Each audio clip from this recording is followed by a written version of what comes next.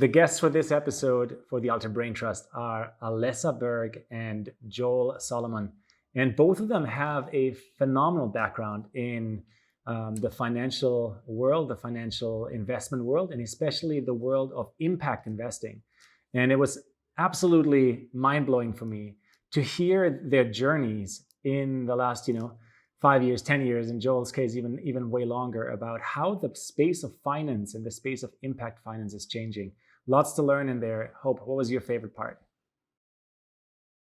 Well, as a Canadian, I feel like Joel needs to be an ambassador for Canada, even though he's not from Canada originally.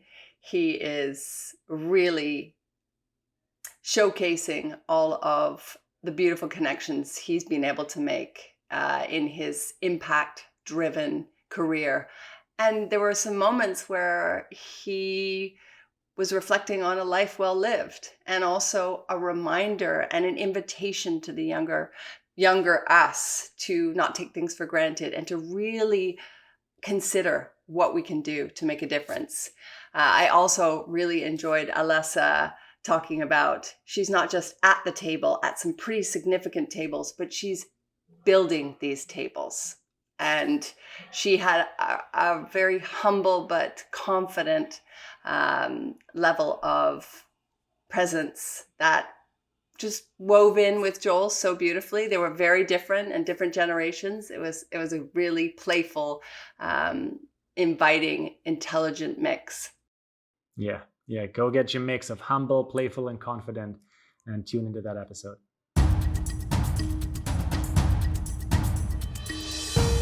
We are breaking the rules of business as usual. Join this exclusive Alter Braintrust series with Hope and Julian.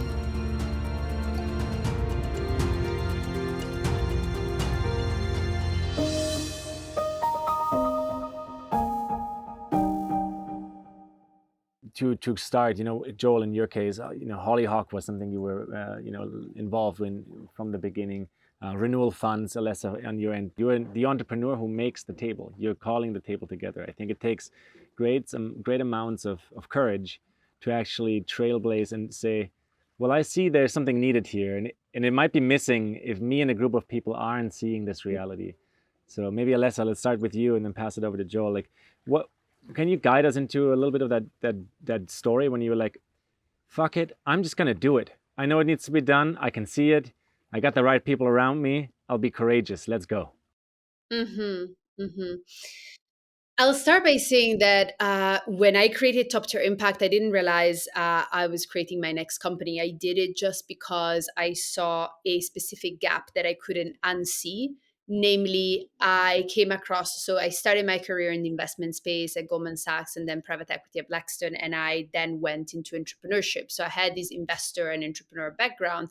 And I wasn't aware of the whole way of describing impact, right, as impact. But the more I came across it, the more I kind of saw the natural parallel with the angel investments that I had been doing since early in my career, having this impact component. And so the more I looked at it, the more I was like, well, this is a better paradigm for our economy and our society.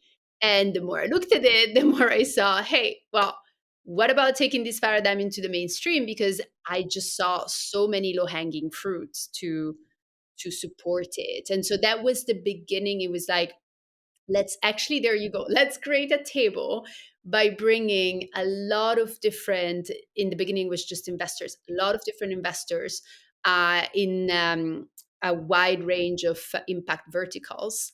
So from climate to circular economy to materials and industrial innovation, and a few other areas, different stages of capital, different deployment sectors, geographies as well. We were global from day one, actually, as a network. But I never created it thinking that I was creating a network. I created it because I really wanted to find ways to support the growth of this impact paradigm.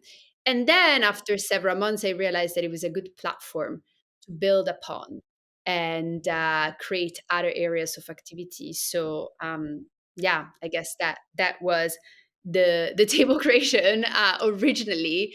one thing that I just want to add quickly that perhaps would be nice to pick up later in the conversation is that what I see a lot of space for right now is to call out the sort of taboo issues that we have right now or the conflicts of interest in today's world, but to really call them out from a neutral place of understanding, of compassion, and with a solution focused approach. In other words, no finger pointing and no, after we process the rage, the sadness, whatever it is that they bring up within us, to really focus on solutions. And this has been something that at Top Tier Impact, in the network part of Top Tier Impact for our members, has always been present. It's part of the culture that we created from day one, is this action and solution focused approach with leaders who care. Leaning in on the challenging topics, right? And Alessa, you kind of mentioned it, like it's time to address the taboos. It's time to actually talk about the elephant in the room, right? Hope that's why we're calling this breaking the rules of business as usual. You said it in the intro. It's 2024 and beyond. Different things will be increasingly more important than the last 20, 30 years. And usual, I think, is pretty much actually already out of the window. It's just in our minds that we still drag this idea of what should be normal or whatever. And so it's people and groups of people and inspired, empowered groups of people that get to make up what are the next steps we take as a species. I want to get a bit deeper into taboos though, and kind of put my finger into a wound or two if we can here. One of those taboos for me is, I'll bridge it back to what Alessa last shared, which was, the sage on the stage kind of model, where there's one person in the front who talks for 2 hours straight and everyone's listening. It's like, oh my God, that sure is an expert, isn't he? That model is kind of over in many ways. It's nice to listen to experts at times, but we gotta actually hear everyone's voice. Because when we do, something changes, right? Like there's an entry point for coherence in a group, and that coherence then allows for subsequent actions. But let's take maybe like a bit of a skeptical lens just for a second on, Joel, you're talking about Vancouver. I've lived there for 12 years as well. And I see what you're seeing, but I also think there's some challenges. And Alessa, you were just at COP, right? And it's the gatherings are wonderful, but then also, are we just meeting to meet to talk about what we're meeting to talk about? Like, where does it actually turn into pragmatic takeaway, real life scenarios? And what do you two see as like, it's just another loop of politics kind of delaying real action in a benevolent way in this world? I'm curious to hear both of your views there. So maybe I'll jump in and start with the following. I think that there is a lot to be said, and I'll bridge it back to your question, but there is a lot to be said about bringing out publicly better the stories, both of the solutions and the problems. And so I'll start with the following. I was reflecting about a few things at COP. This was the first COP that I attended myself, although we hosted Top Tier Impact events for a few years there. And there are 193 member states of COP around the table negotiating climate agreements in the case of specifically what just happened a couple of weeks ago. And when I just look at that and think about that from a fresh perspective, I'm like, where are the commons represented?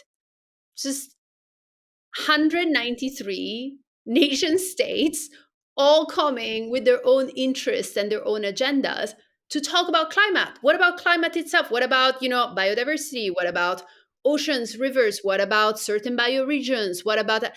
So, there are a lot of stories as well that can be told around topics like this, right? So that it doesn't just need to be brought up as, wait a second, does this make sense to you guys? Because it doesn't make sense to me. It really doesn't. I posted this morning, maybe Julian, you saw, but I posted, I was tagged in a thread about basically like this new, completely uncontacted tribe in Indonesia. And this image that I was tagged on, it was literally like Avatar the movie. And I cannot help but have this reckoning moment of like, because we're telling these Hollywood stories, about this planet somewhere far away, where this tribe like gets disrupted by these evil people coming from abroad. And I see this image, it's literally the same angle, of like how you see it in Avatar, how they're trying to stop the machines. And this is happening right now. And somehow, and maybe I really missed where something like that was being discussed, but I didn't really hear it otherwise, or I didn't hear it brought up. And so the way that I think about that is, well, first of all, I deal with the fact that it does break my heart. Like, it's just very sad. That's it. And then after that, all right, well, let's talk about it, because I didn't know. I would have loved to know that, because I'm talking about nature-based solutions and policies and all kinds of things. I would love as many examples as possible, always, to bring things to life when these investment discussions and these policy discussions are taking place. And then the second thing is, okay, well, how can we all focus on, after covering this happening in the first place, how can we all focus on solutions from our different corners? Because again, I think there is so much power if we bring different perspectives together, of thinking like, how do we solve this, right? I right away think about investment flows, like policies, like structural things. Like, someone might be just much more specific and to the point, or local, for instance, to the fact that these happen in Indonesia. We know there are uncontacted tribes in many other places, especially in Latin America. I just had never seen a story where it just happens that they get contacted by a machine that they're trying to stop. So I guess that what I'm saying here is, when it comes to bring up these topics, there are a lot of different parts to it. And what these specific example that just came up this morning for me this morning, because here it's evening already, um, just made me think a little bit about how I would like to approach these things as they come up, number one. And number two, reinforce something that has already been very present for myself, which is helping with telling these stories better. Julian, you might know, but I accepted to do a TV series on impact entrepreneurship with Gaia TV. That's been a whole journey, because I didn't come from that sector, of that background. I had to create it, host it, produce it, everything, bring together a team. So it was like doing a first startup, when, doing it for the first time, and, just learning everything the hard way. And now that it's coming to a conclusion, it's going to air in a few months. Um, I I think to myself, well, now that I'm in the habit of this, there's 100 other things that I would like their stories to be told in a similar way, that can capture people's hearts and minds at the same time, right? So that we have that combination of like, bringing all of us to the table, to care, or to be part of a better paradigm. So anyway, I'll stop there, but this has been very much on my mind, this part of like, how do we tell compelling stories about the issues we're dealing with, and the areas that we are engaged in changing, and how do we move forward constructively at the same time. We're lucky to have you telling those stories. It's not always easy to do it in a balanced way, or um, I often think of younger generations, and I'm curious, Alessa, just on the heels of you sharing that, what's been on your mind as you're thinking about storytelling and how do you reach more people? Is there a particular sort of age range or audience that you conjure in your mind when you're thinking about reaching people with these messages? So what I'm really thinking, and I'll get to the age range and the audience later, but what I'm really thinking about is, how do we all switch to an empowered, a constructive radio channel, right?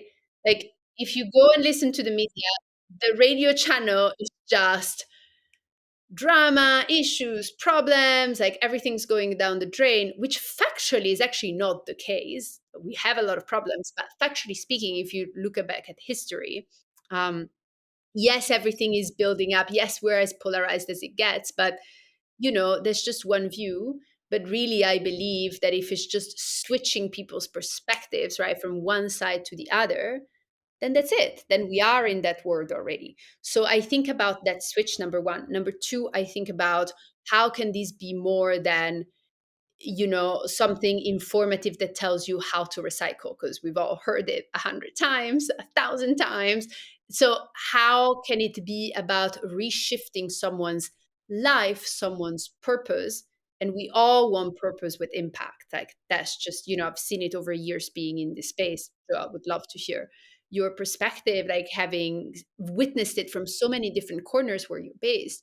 But so how do we go from, hey, here is the truth of what's going on, and here's how you recycle, or here's how you consume less fish and meat, or here's how do you reconstruct and gradually fully align all parts of your life, from your career to how funds are being deployed, your home, like whatever that is, how does everything get realigned for a paradigm that can truly be regenerative and sustainable for all of us, and fill us with hope, with purpose as well.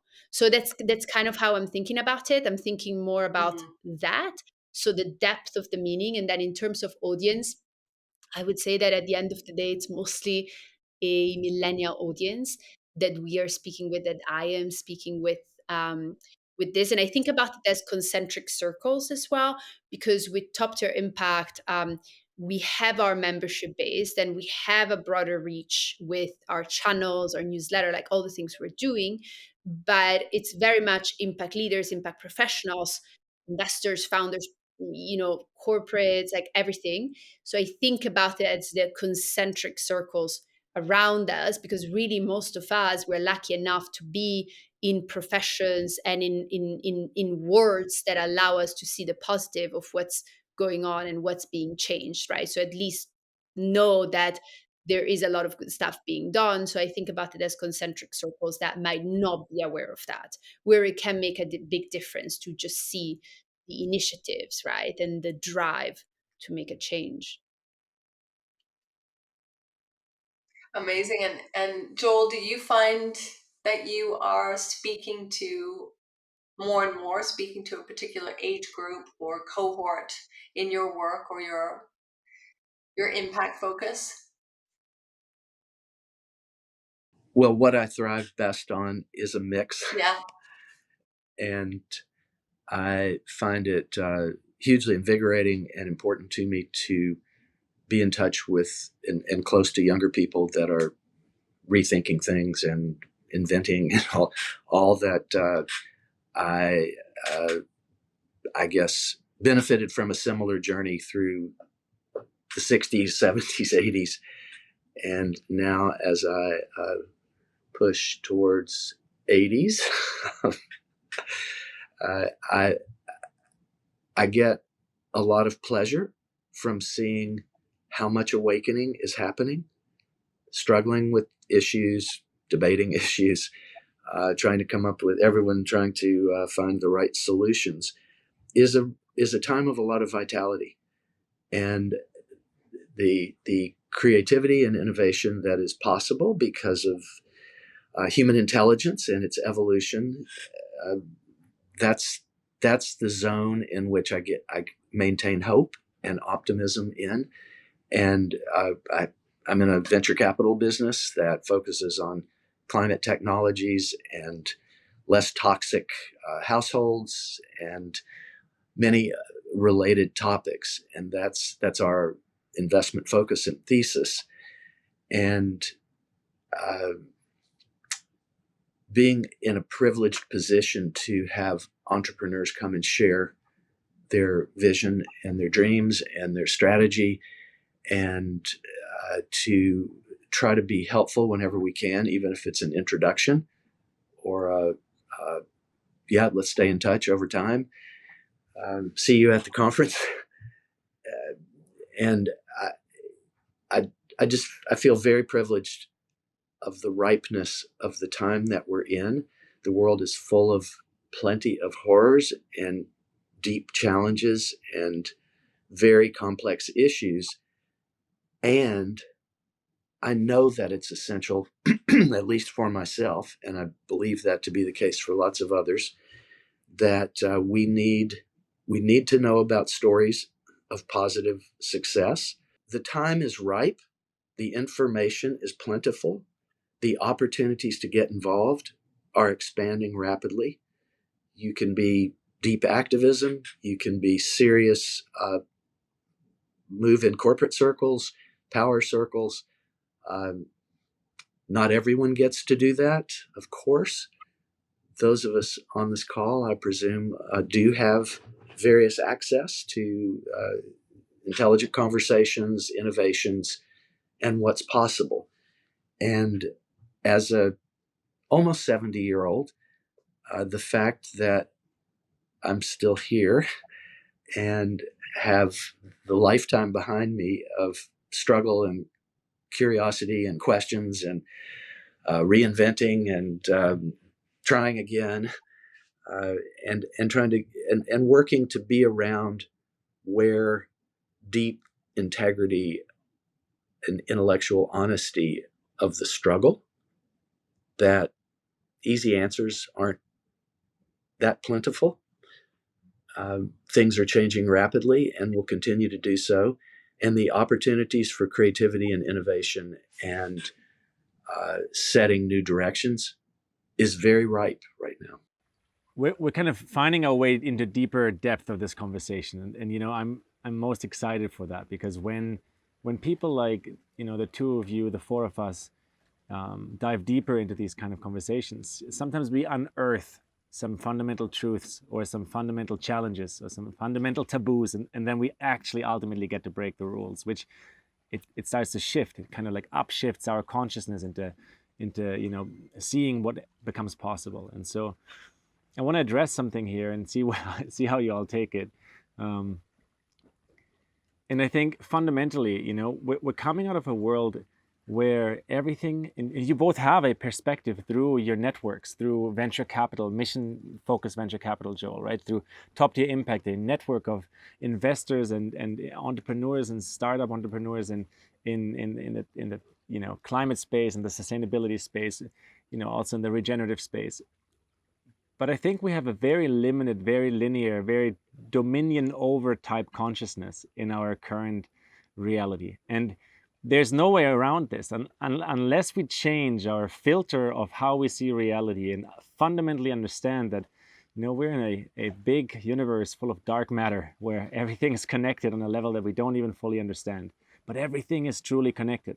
So even if you're listening and just decide to, you know, take care of the people most immediately close to you, that alone might have an important, very empowering effect on the rest of the world around you. And so I guess a question out of this for me is, where do you two see that in your work? That people are increasingly understanding we're interconnected. This is way more than just good economics. And it also is good economics, but it needs to be a kind of a merge of evolving away from dominion over nature, dominion over each other, into a way of like the forever linked kind of human experience with the planet Earth. Do you feel this, or is that something that like it's completely, you know, if you're at COP, Alessa, for example, do people feel this, or is that more like, you know, that's the five hippies in the corner? Can you touch on that? I would love to hear that. Well, no, I think that right now there is a very good opportunity, timing, and convergence of like different streams of how discussions like what you just brought up have been infiltrating business as usual places where these can be brought up. So I started the kickoff dinner that we had to start our top tier impact events during COP. I started by sharing that, you know, going to a place like that to have climate conversations, talk about nature, we can't forget that it all starts here. These bodies we all have are the most relatable nature that we know. They are our connection to nature, they are nature, and we are it. And so, starting from there and letting that sink in, making space for that, whether it's a speech there, whether it's our reflections during a meditation, whether it's conversations with loved ones or with colleagues, whatever that is, but really letting the infinity of how deep that can go sink in, right? That's where we start, that's where we end, and everything in between. And that connection is where you can quickly assess as well where someone's at. And there's no, again, there is no right and wrong, because I've seen people operate in incredible ways and perhaps not be quite as connected as you might imagine in that way, in to their bodies and to sort of like that side of their life experience. But I really believe that's where it starts, that's where it's ends, it's everything in between. That's one thing. There's a couple of other aspects to this. Someone on one of our panels in our main event, actually during COP, mentioned, he said at some point, he was like, I don't know if it's because I have children, but then all these other people who have children, like, I don't understand. Do I care more about my children than they do? And the way that I see that I brought up again is whether there is this narrow understanding, this fear driven narrow understanding of like, well, it's just making sure that my kids are fine, my family is fine, and that's it, which is sad, not because it's sad, because it's actually so misinformed. Right? It's like, then what, your kids might be fine in a world that is dystopia, and like, what's the point, right? And not just that, like from a very simple linear way of thinking about it, right? But then sinking deeper into the interconnectedness that you're referring to here. And so that's a second, discussion point that we had in that panel, right, of bringing this topic in. The third thing, which is completely different and just anecdotal, I heard a few days ago, and I found a lot of beauty in that, is someone mentioning, it must have been a podcast, someone mentioning how in some antique civilizations there was this concept of reaching a certain age, like a certain kind of like mature age, like 14 years old, like transition, and by then being able to test if the way that you perceive reality, the way that you perceive like your own experience of it, was based on an inner reality or on an outer reality, but mostly like focused on making sure that it would be inner by then, by that sort of mature grown up age, being inner reality driven rather than outer reality. The way that I see it is, and I'll stop there because this is another like big topic that we could open, but the way that I see it is that there are just different layers, and it's not that one layer is like less interesting or more superficial or incomplete. It's just different parts of reality. And there are some deeper parts of reality where we all get it. We're all on the same page, because that experience and that understanding of ourselves and of each other and interconnectedness is just there as truth. And so when we are in those places, we get it. But then when we come to other layers, like, we can't just translate it, we can't just fully take it unless we integrate it, right, in different ways. And so the way that I see it is just these different layers, and then navigating it, holding the compassion that it takes to say, fair enough, like, we can't expect to have one specific experience in another part of reality, or in another sort of outer reality we navigate. But yeah, I will stop it there on this topic. I really want, Joel, did you want to say anything in response before I interject? No, I'm happy. I'm a very proud mother of two teenagers, and I often think about the inner realities of young humans at the moment.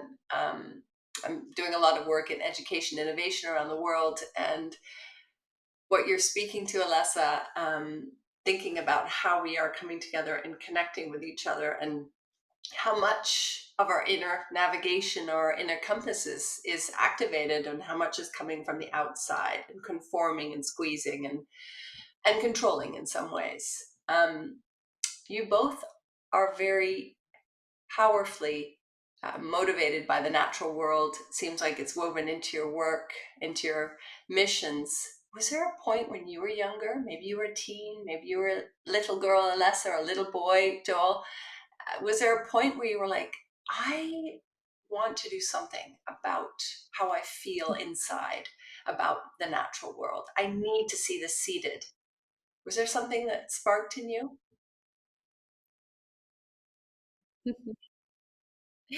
So I had a reflection recently. Actually, this is a good reminder that like I wrote it down and I was like, I'll publish it at some point, and then I forgot about it. So I'll go find Published. it. But I had a reflection about beautiful memories of childhood, right? Because we all, at this point, more or less, us talking here, we know how to go to the more challenging memories of childhood and take care of ourselves and, process that, integrate it. But I was reflecting about um, beautiful memories because I don't know, I was thinking along my care of nature, and I realized that they all tend to be related to nature. The smell of the roses on the way into the garden where I went to play when I was between 3 and maybe 6 or 7 years old, and like the grass, like all those things, so vivid, so real, so natural. And by natural I mean like, so obvious, right? Like it's not natural because it's nature. Natural as in inherent, right, to our being. Um, so there is a lot of that. And then I guess the second part, and I don't know if this is nature or not, or maybe like kind of beyond that, going into reality and what Julian was talking about. But I realized at adult age that I very often meditated as a little kid on complex subjects that I then discovered being part of Buddhism and Taoism. But it seemed normal, like natural to me to just like reflect about these things for hours as a little kid, just fascinated about it. And I do remember at an early age, but then again, I think that these might be where we all start having these sparks that connect us to our unique purpose. In my view, all of us have a unique purpose embedded in like who we are in this life. And I do remember sparks of really thinking about, again, these systemic view that I have of how to, improve like an ecosystem, improve the whole, and really just having those sparks of like wanting to understand how the world works, how our economy works. So getting interested in economics, for example, really, really early on, out of that place. So I do remember those sparks that relate more to my journey, my interest, and then those moments of pure bliss and connection with nature. Awesome. What about you, Joel? Well, nature's a good entry point. The natural world is full of wonder and magic and I think power and inspiration. And I I grew up in Tennessee, and fortunately, my family made a point to get my sister and I out in natural environments. From in Tennessee, the Great Smoky Mountains, and all of the other wonderful things that the South holds geographically. And then moving first to California, where I got exposed to a whole lot of new topics that would be for another podcast. But the gradual journey that led me into the ecotopia theme, or the ecotopia mystique, of the possibility that there are parts of the planet where conscious intelligence is doing better than in other places. There were books like Ecotopia by Ernest Callenbach, and then Starhawk's work around nature-based religions, I think, or coming back to understand that. And so there have been an incredible riches of influences societally that have happened during my few decades of at least quasi-adulthood, and feeling like I can be clearer about what makes me who I am and what I want to continue to do to support and influence others. We who are fortunate enough have an incredible opportunity to experience, what I don't know how to name other than to say magic, the fascination of how humans interact, who we become, how we influence the world around us, how we treat others, how we treat ourselves. And we have access now to a lot of wisdom, spiritual practices, pragmatic psychology, and how to function well in the current times. What we do now is the base and the soil of what comes next. That gives me a lot of hope. Mm-hmm. Day by day, what we do now. Yeah, I agree. Even saying that out loud is powerful. I'm going to pick up another thread there that I was hearing when you both were sharing about, those childhood memories, that natural world. Alessa, you used the word inherent, right? It's like a birthright, the interconnection with all things and the interconnection with the natural world. I'd even go as far, I was born in '87, so for me personally, I think as part of that last generation that grew up in the mud with no games around, no Game Boys around. VHS cassettes were real. If you don't know what that is, you're on the other side of that bridge. And I would even go as far that anyone who did grow up with a lot of digital noise or as a digital native, that you might make a friend in a computer game, but it is such a different feeling to meet that friend, to laugh about the time together in the computer game when you meet in person. Once you're actually having that relationship again, right? Like our world is relational. Our heart lights up, our intellect starts to like spawn into 1,000 different ideas because we're relational beings. And so I think there's something really beautiful there that children inherently know. They don't need to understand it. There doesn't need to be a self-conscious narration about it. It's just real. And as if we can preserve that, the older we get, or if we can help each other, guide each other back to it, I think that's what makes a huge difference in regards to how the world is changing and the next steps we all take, right? And we've invited you both because you have a background, again, in finance and international networks and in investment and in that whole space. How do you two see the venture capital space specifically change? Do you really believe that the way our money works right now and those interests can change the world around us, or does this space itself need to still reform and revolutionize quite a bit? Alessa, you. And you're allowed to break the rules. You're allowed to say something you wouldn't say somewhere Break else. rules, you can Let me interrupt each start with other. Go. Let me start with the fact that isn't it ironic that an industry that's out there to fund innovation hasn't innovated its model for decades and decades and decades? And I've reflected a lot about this.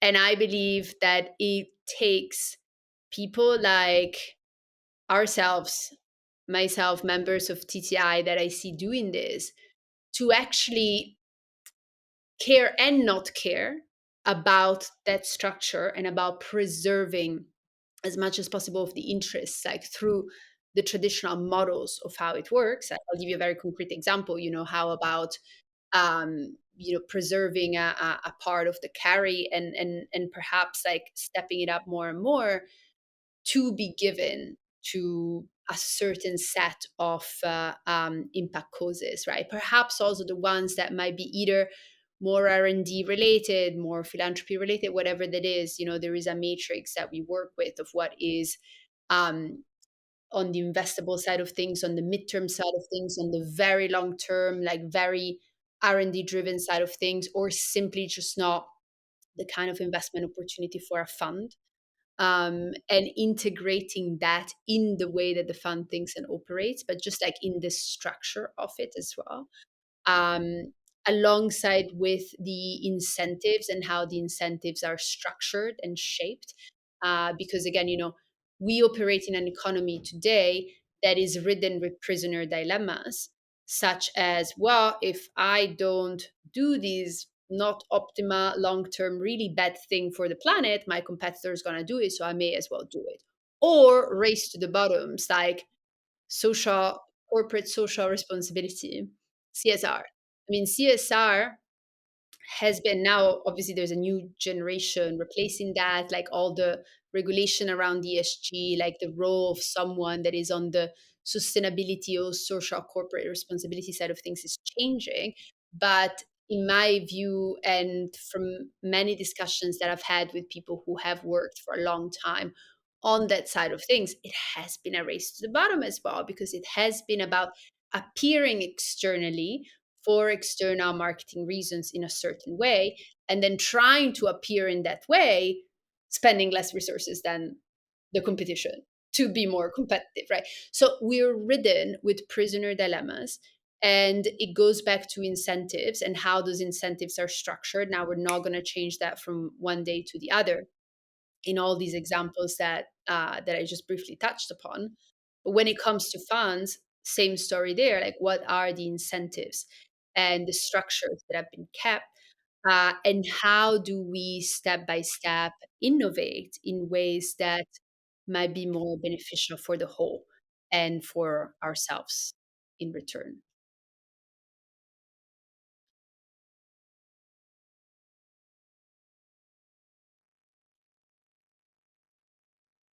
Joel, I heard you taking notes. Are you taking notes? Little. Um, I just I don't know how much more time we have, but I it just comes to me that acknowledging what's going on now in Israel and Gaza, and the fact that we are dealing with, well, of course, this is going on around the planet. There's nothing new and extraordinary about another conflict or disaster.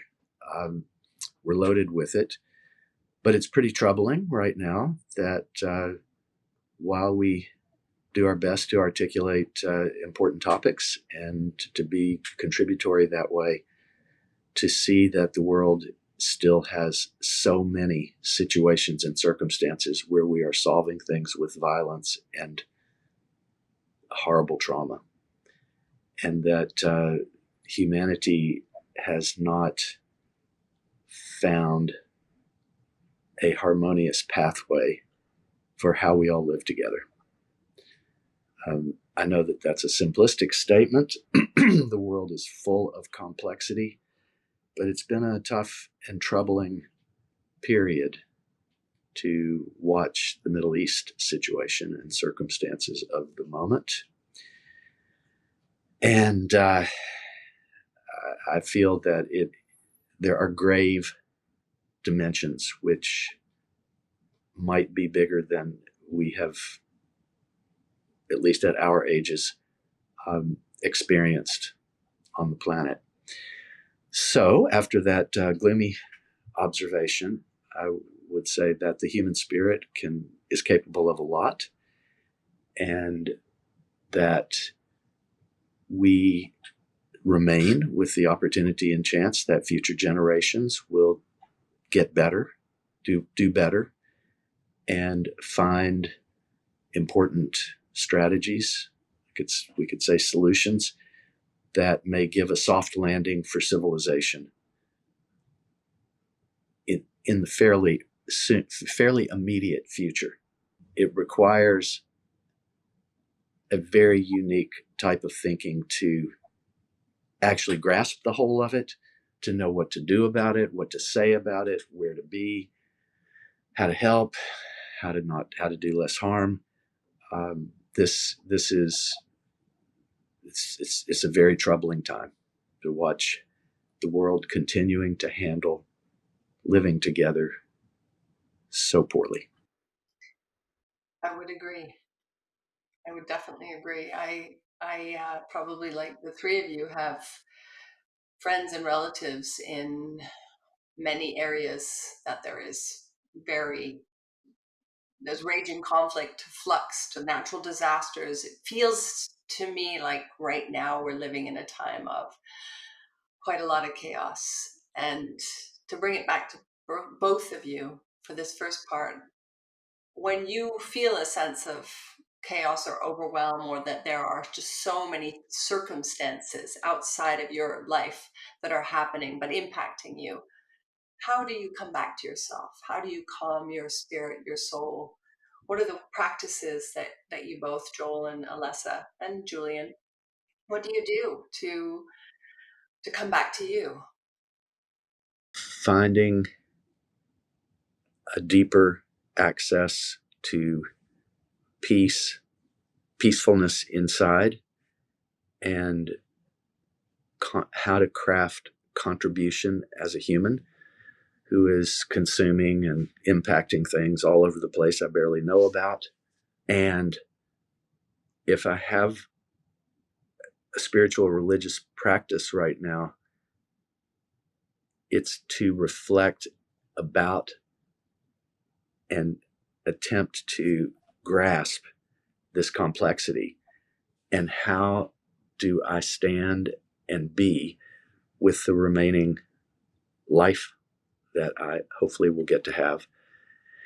And while as I move towards 70-year-old, and have a large and sprawling family that came about through marriage rather than procreation, I both am, of course, blown away by the magic of children, of of watching people that I care about navigate how to be in the world and what to do and how to be, and all of that.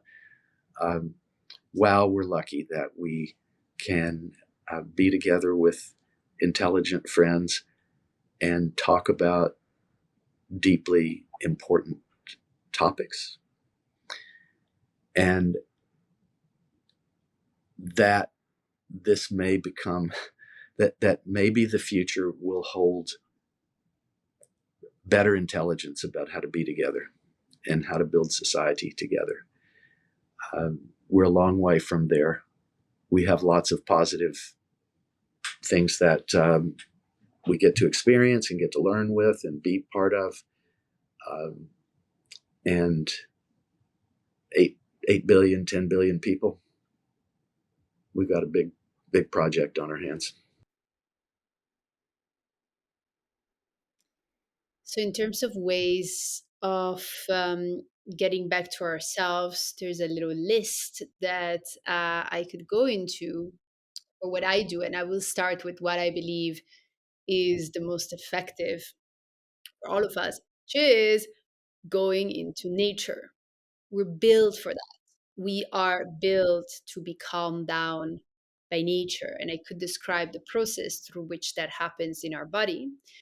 So, the calmness that nature, again, inherently gives us when we're in it, like, let's say, surrounded by the forest and by all the green, is not only how we have been designed by nature herself to react, to remember everything is fine, but is extremely effective. Second one that I would mention is an activity like yoga that brings us back into our bodies, again, nature, and that brings us present with what's going on with ourselves. And I find for myself that with my practice, it often gives me this meditative moment, but not just the meditation of sitting and meditating. Is like it's meditative because as I move, as I'm in the body, other things or issues to solve or whatever that are in the back of my mind kind of do their thing, and then I come out of the practice with great ideas or inspiration on how to deal with that. So that's the second thing. And I find for me, actually, meditation is not like just the act of sitting in stillness. I don't necessarily approach it all the time as, okay, like let me get in the position and do it. But it might be a quiet moment laying down on the bed and just resting and calming down. So these are some things that come up. That was beautifully said, and I don't have a lot to add, to be honest. It's that's the process. It's coming back into nature, back into stillness, finding the right mix of ritual and routine, and just go with the flow. That's really part of my personal recipe. So if it's too rigid, then it also defies the purpose, right? It becomes like an externally subscribed to thing I need to do. And I think that's kind of where our conversation was really at the last half hour, or maybe the entire time. Is as long as we create reality from external markers primarily, we will very likely result back or revert back into the fear, the emotional trauma and pain that it can feel like to be alive on planet Earth. I don't think the next years are going to get easier. I deeply believe in a positive future, deeply am convicted of a positive future, but I think we'll still need to grow our skill of resilience and sourcing back from the inside, and then from that place sharing with each other, inviting each other again and again into those conversations, into those action groups. And then one last thing in the practice realm that I will add is, I really believe for all of us, it is embracing different ways to come into group coherence. I think this is going to be a very, very big skill that, people like at SLN or at Hollyhock have pioneered for a few decades, that now there's like a next chapter of that, right? Which is, how do we, from knowing everything in our cell phone, you can find it in 10 seconds on the internet, and having generative AI, so like we can build anything at this point. How do we actually come into coherence as groups of people? I think it's going to become increasingly more important. And I don't think anyone's the expert on that quite yet. Hope, I know you have a lot of practices, but before I ask you the same question back, I think I want to ask another question, kind of find some of our signature questions here of breaking the rules. And that's, I love this one. It makes me chuckle every time. And Hope, I'd love for you to answer it too. If handling difficult conversations was an Olympic sport, what would be your signature move? Oh my All three of you. goodness. It never fails to make people laugh. Yeah. I love that. You all have them. Oh my God. I saw Julian. I thought you were gonna. I thought you were gonna ask if it was an Olympic sport, and let's say we're participating, right? We're part of the team. Where do you rank? Wow, that could be a way to take it. Where would you rank? Not on the Where would you podium. rank? um, hmm,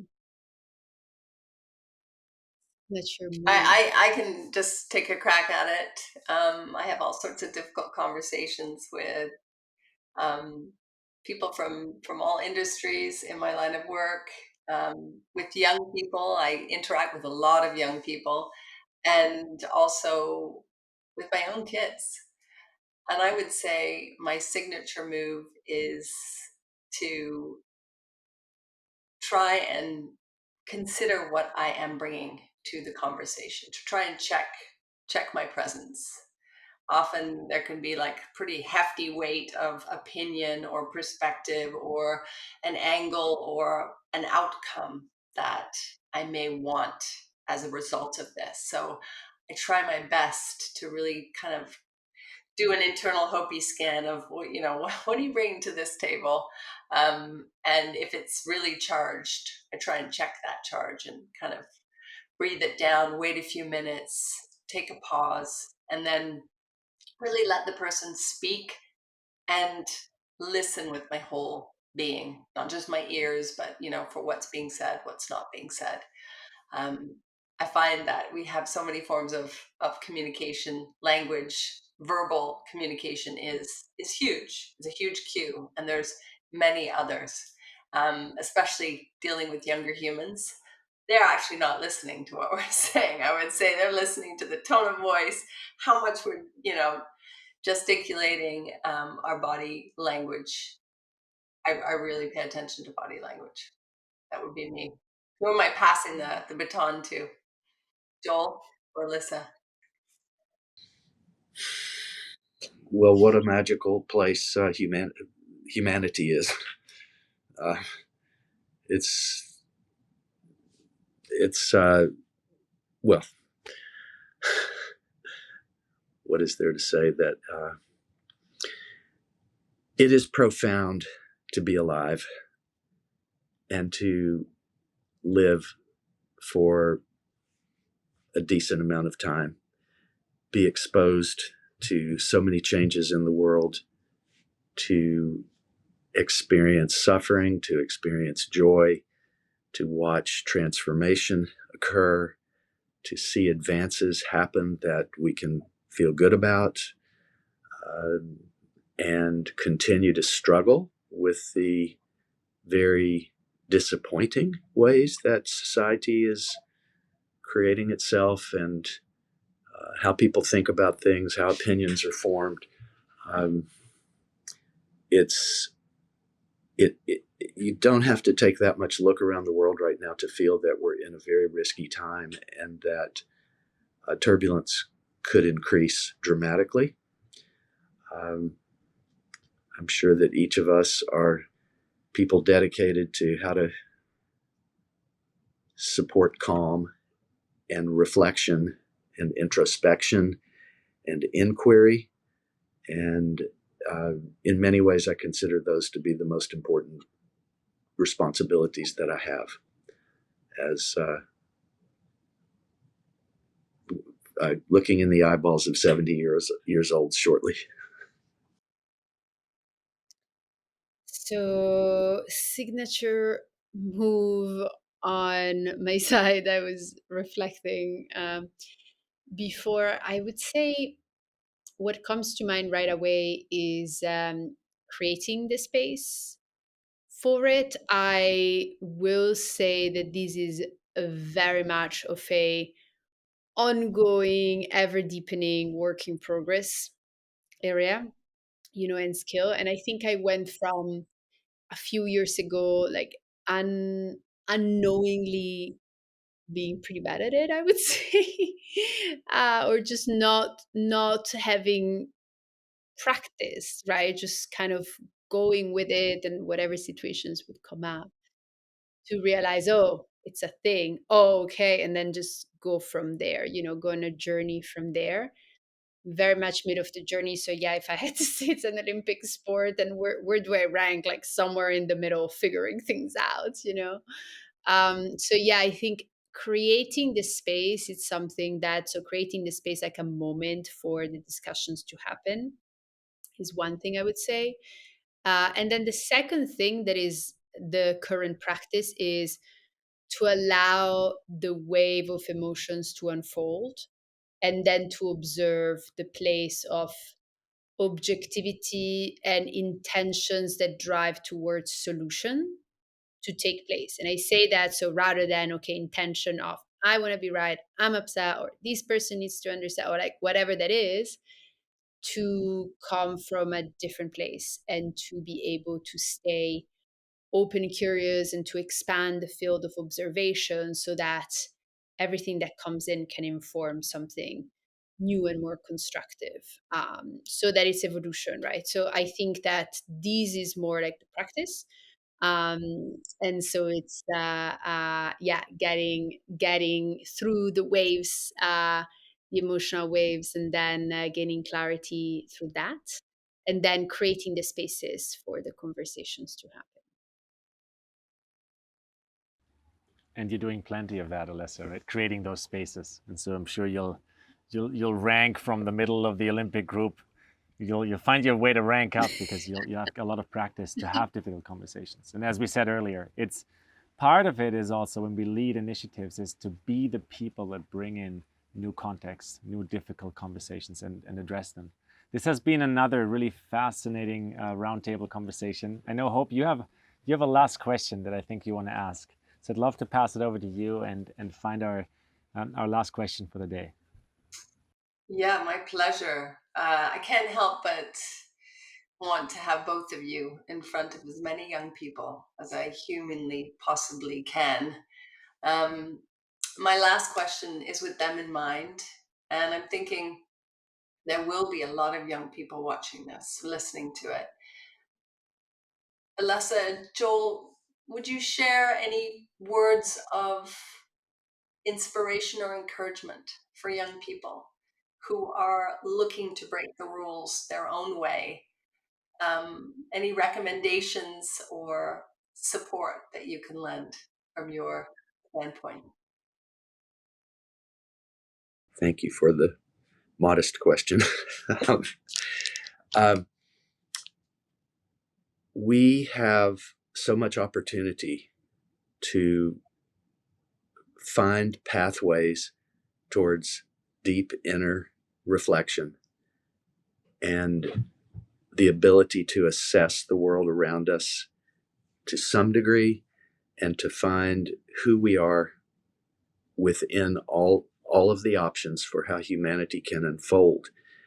And the best advice that I hope that the rest of my life can support for younger generations is deep reflection is a practice that is very worthy.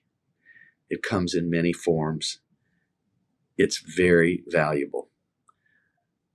Self examination, I guess, is another part of reflection, but self examination about how we are, who we want to be, how we want to be, and what it is that our lives may contribute to for the ongoing betterment of humanity, despite all the flaws, complexities, embarrassing behaviors, horrible choices and decisions that happen. And it's great to be with a small group here of people who care about these questions, think about them, and attempt to do our best to reflect through our actions and our lives, hopefully something that will be beneficial to those that are coming next. Thank you. Thank you.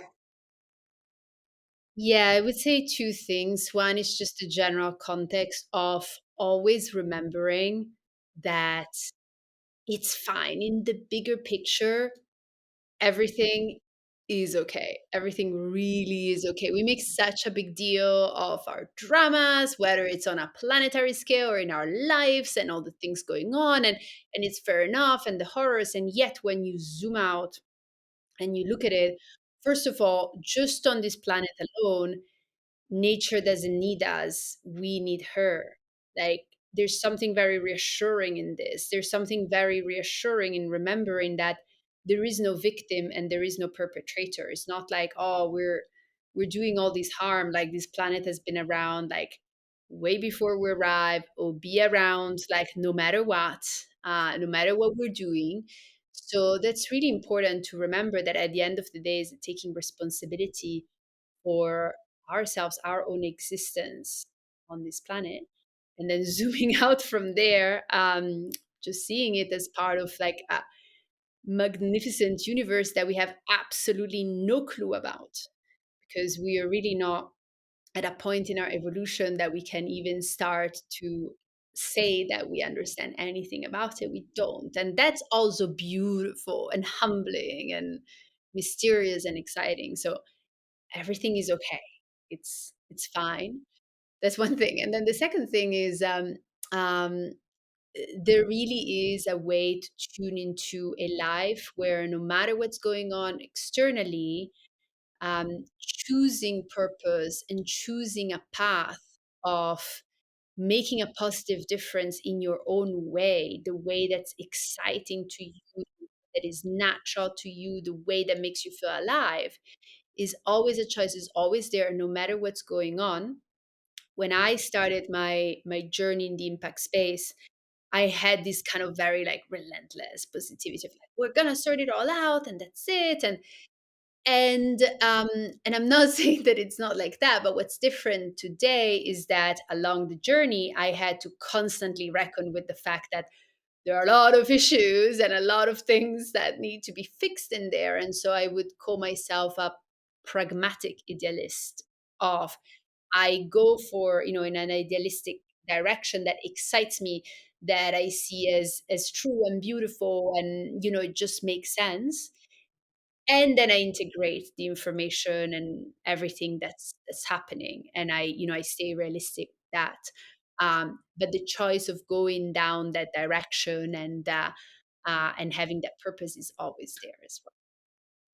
I'm going to steal that pragmatic realism your energy, Alessa and Joel. Thank you so much. Both of you are really, Julian, I'm sure you have your beautiful words of admiration, but you're building a better world for our future.